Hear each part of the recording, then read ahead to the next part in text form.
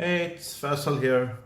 So yesterday I made a video on how to use a wallet, and if you think that was it, well, no, I've got more news for you. So yesterday I said that the wallet is the access to your money on the blockchain. Well, that's true.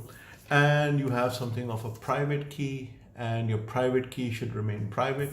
And you also have something called recovery phrases. So these are extremely important in order to recover the wallet.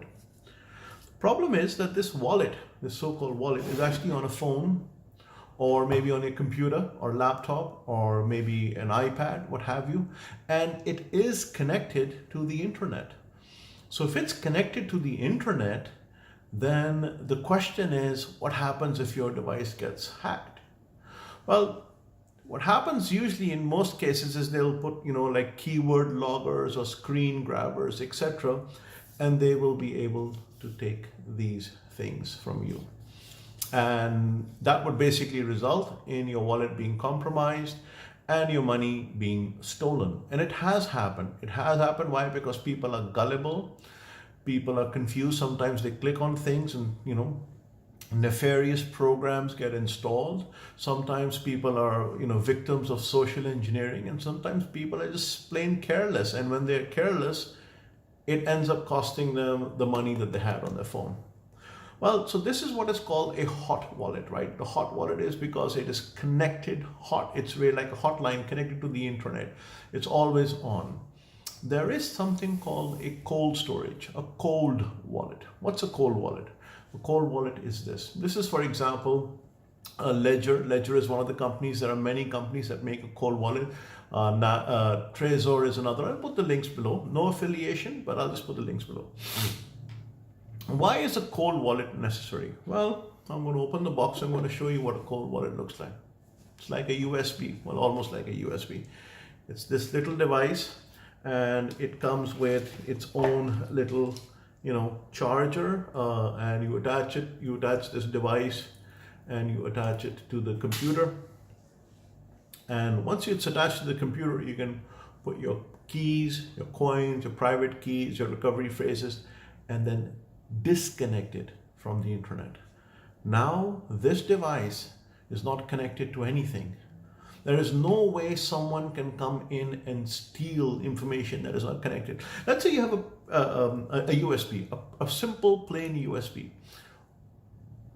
And that USB has your banking password in it. And it's connected to your computer. Now what do you think happens? Well, if your computer gets hacked and they have access to the USB then, right? And then they have access to the password and they have access to your bank, which means your money can be stolen. But if the USB is not connected to your laptop, if it's kept on the shelf over there, up there, can a hacker get to it? No, they can't. So if you're going to be investing in coins that you don't need for the next day or week or 10 days or a month or 5 months, if you're investing for the long term, learn to use cold storage. These things are expensive. Some of them cost $100, $200, $300. They're not available everywhere in the world, but they are extremely important. You don't have to go the hardware route. This is a very specific hardware application, specific integrated circuit made for purposes of cold wallets. Long story short, this is specifically designed for cryptocurrency. There are other ways of making a cold wallet. Like I said, you can download the whole thing. There are many, many, many tutorials on the internet. You can go read about them. I'm not going to go and advocate one simple one because it depends if you're using Ethereum or Bitcoin or what have you. But if money is important to you and you're going to be putting significant portion of your money into crypto, a hardware wallet is very, very, very much recommended. And they can pretty much hold everything. So it is very important that you invest in this thing. So to sum it up, hot wallet, cold wallet. Hot wallet can be compromised. Cold wallet, once it's disconnected, kept on the shelf, cannot be compromised. Yes, if you lose this, you lose your money. Then you have to keep these separately.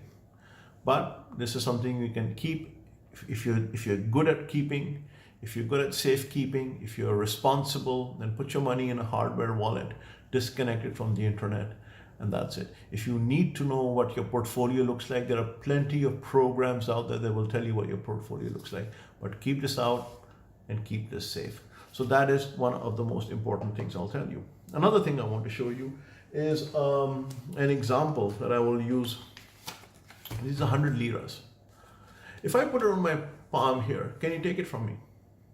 You can't, right? You can't. I mean, how can you snatch 100 liras from me? No, you can't. So this 100 liras is with me, it's on my palm, you're watching a video, maybe tomorrow, maybe day after, etc. It's on my hand, that's it. You can't take it away from me. It's here in the video, you're on the other side of God knows where. Not so true with the blockchain and the internet and crypto. If this is your money, oops, I dropped both of them. If this is your money and this is your private key, you can just scan it. If it was in the form of a QR code, if it's written down and you can pause the screen and you are able to read it, it's yours. The money is yours. And if, like I said, these recovery phrases that I had, if you pause the screen and you will certainly be able to see it, the money is yours. You can snatch it away from me. That's the power of the blockchain. Now you may say, well, that's a really messed up way of having a power in a blockchain that you can take money away from me. Well, remember, this was a nefarious example I was telling you if you were careless with your private keys. But if you were not careless with your private keys and you wanted to donate money anywhere else in the world, you can just put up a QR code with the private key, with the one-time QR code, one-time wallet, with only the money that you need, and anyone can scan it and give it away. I do this a lot. In order to promote cryptocurrency, I ask people to download their wallets, and then sometimes I would put up a QR code. And that QR code is basically a private key. You know, you're not supposed to put private key, but I did. I would put up the private key on the internet, you can scan it, and whatever money was there in this thing belongs to you. I'll keep doing that on my Instagram. Do check it out. I will be putting up a QR code every now and then, and I will be loading it with money every now and then. So if you have a wallet, scan that QR code and that money could be yours. So the thing I want you to learn today is that there's hot wallet. If money is going to be used very little for a little while, keep it on a hot wallet. But remember, it could be lost if you're careless. And then obviously there is the cold storage, the cold wallet. You need to understand both, and if you're going to be doing anything significant, then this is the thing to invest in. There are many other ways of doing a cold storage wallet, and they're all on the internet. You can read them. There are plenty of videos that tell you how. Remember, never, ever, ever trust your recovery phrase or your private key with anyone else. Just don't do that. Not me, not your brother, no one. They are meant to be private, and this is your key to your money. Don't let anyone get it.